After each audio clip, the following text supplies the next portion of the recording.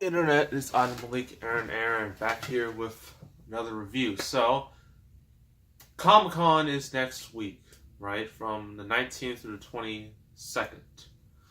Since Marvel's not going to be there, that means a lot of other studios can take this opportunity and show off their own products, like, the Predator, Bumblebee, the DCU, what else? Horror, Warner Brothers horror, like It Chapter 2 and whatnot. So it's going to be very interesting. So for the next 3 reviews, including this one, all the movies I'll be reviewing in those 3 reviews will be Comic-Con based, sort of. Or the type of movies that would appeal to a Comic-Con audience. The first one is a sequel to a movie that is considered by many, it's one of those internet hype movies where the internet was very excited, but the general public was not.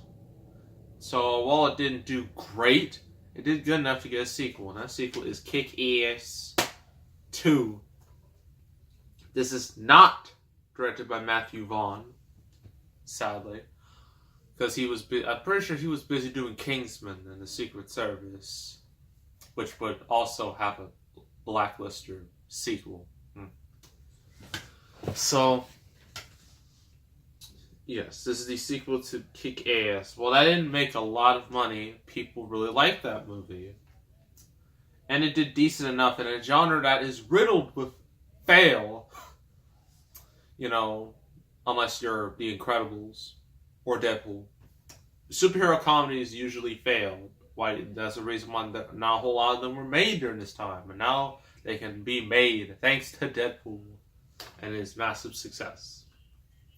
So, now I do not have the comic book or the graphic novel, whatever, of Kick-Ass 2 like I did the original. I have the third, but it's not going to help because that third movie will never happen, sadly. So, yeah. So we got our cast. You got Chloe Grace Moretz as Hit Girl. Aaron Taylor Johnson as Kick-Ass, or Dave. Christopher Mintz-Plasse as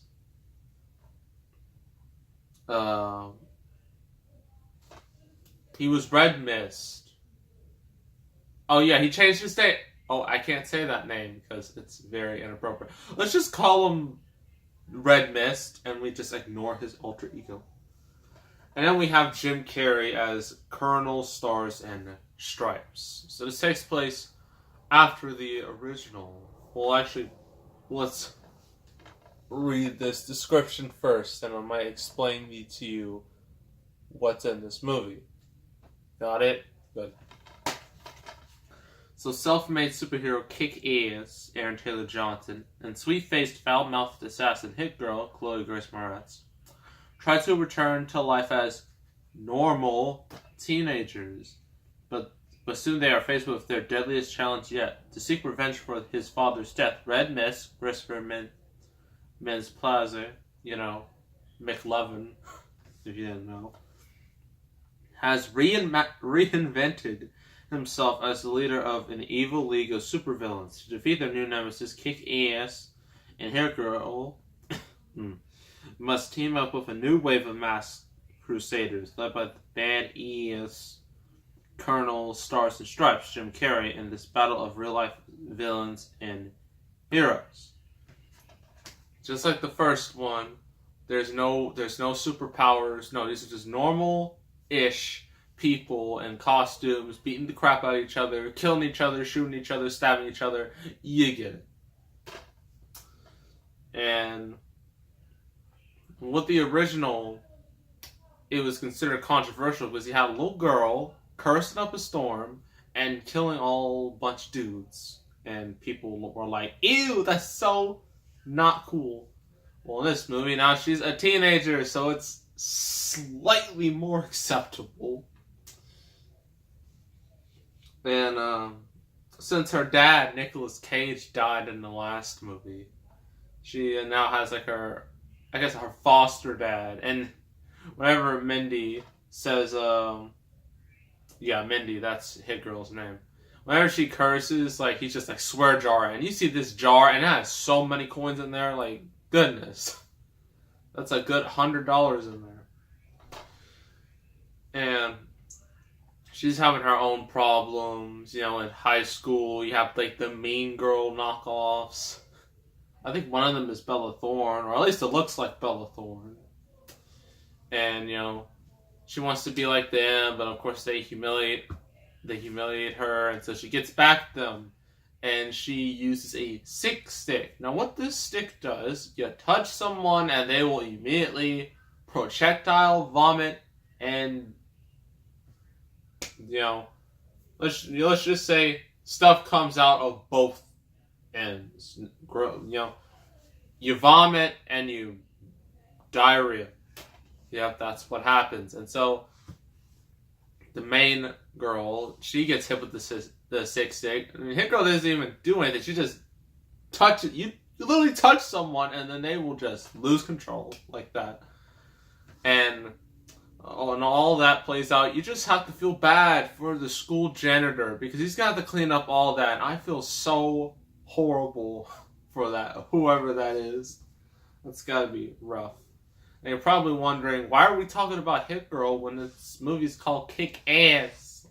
Shouldn't we talk about the main character? Well, here's the thing. His story is just not interesting. It's not. I'm sorry, but he's not interesting enough. I mean, like, his dad, like, dies because every single comic book character's dad has to kick the bucket. So at least their father figure has to kick the bucket. And then you got Red Mist, who is now, rebooted himself. And now has a group of villains. One of them is, you know, Russian, because, obviously. And she is probably the best of the bunch, because she's pretty brutal in her attacks. And I forgot, like, the names of, like, all the villains and all of the heroes. I really should have looked at the comic book. I should have bought it, but I didn't, because I don't know. But then you got Jim Carrey. He's, like, trying to help kick ass, and his new crew of superheroes, or just people in costumes looking cool. And then this movie, as I already said, it's a lot of violence, blood, gore, nudity, everything you want out of a movie like this. But for some reason, people didn't like it.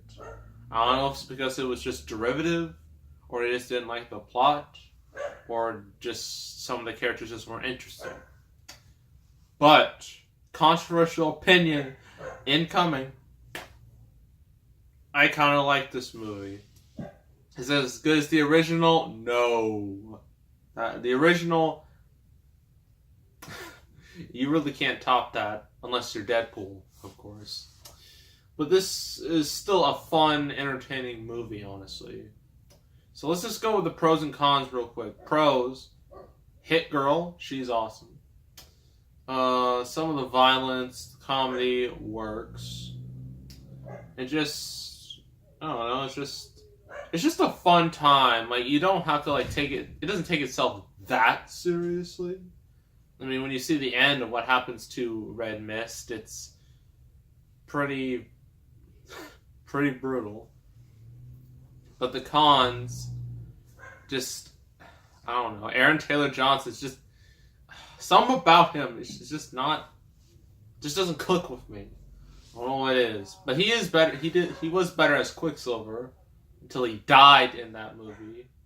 Because, I guess Fox, they needed one Quicksilver, and one of them had to go, so Aaron Taylor Johnson had to go.